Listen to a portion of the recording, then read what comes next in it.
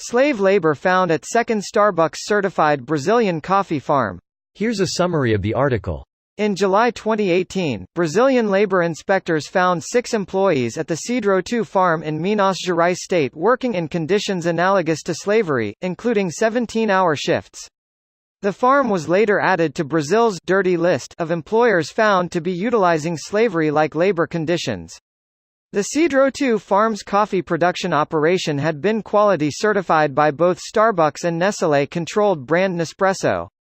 8 months after slave labor was discovered at the Cedro 2 farm in the Brazilian state of Minas Gerais, Starbucks and Nestlé-controlled brand Nespresso, both of whom had quality certified the farm, said they would stop sourcing coffee there. This wasn't the first time that auditors found slave labor at a Starbucks-certified coffee farm. The operation carried out by labor inspectors at the Cedro 2 farm in July 2018 found 6 employees in dire working conditions. In addition to holding Nespresso and Starbucks seals of good practice, Batista said that his farm was certified by Rainforest Alliance, which in turn informed Reporter Brazil that it would suspend its certification. This post received a score of 18,862, with an upvote ratio of 97%.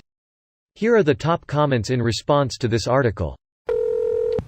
Makes that certification pretty worthless then, doesn't it? Pretty much. Starbucks makes such a big show about caring for the people that makes the coffee they burn, but like any corporation, quality of life for the suppliers takes a back seat to profit. They have a partnership with fucking Nestlé. Any humanitarian label they slap on themselves is nothing but a baseless marketing tactic. We should remember this when Howard Schultz trots out his political aspirations. Starbucks was quality certifying slave labor while he was CEO and executive chairman, in Scheiden centrism. I knew it was too good to be true. The sheer scale of Starbucks coffee sales doesn't seem possible for them to sell small-scale farm coffee. It's still important that they tried. I know everyone is shitting on Starbucks now, but they didn't have to give medical benefits to part-time baristas then throw in free college on top while trying to force coffee growers to share the profits with their workers. So they failed along the way. They also got a bunch of coffee farms to pay their workers a livable wage that wouldn't have otherwise. At least they drop the suppliers when they find out, but obviously their standards need to be enforced better. That will only happen if people accept that the globally produced things we get for super cheap will only stay cheap if slave labor is on the other end. Who considers Starbucks coffee cheap? Or are we just talking generalities? Who considers Starbucks coffee?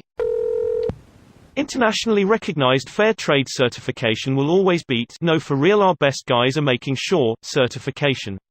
Man, for years I've been holding out knowing that self-certification isn't worth shit. I certainly wish I'd been wrong. Don't worry, the free market will regulate itself. What kind of libertarian paradise doesn't have slave labor?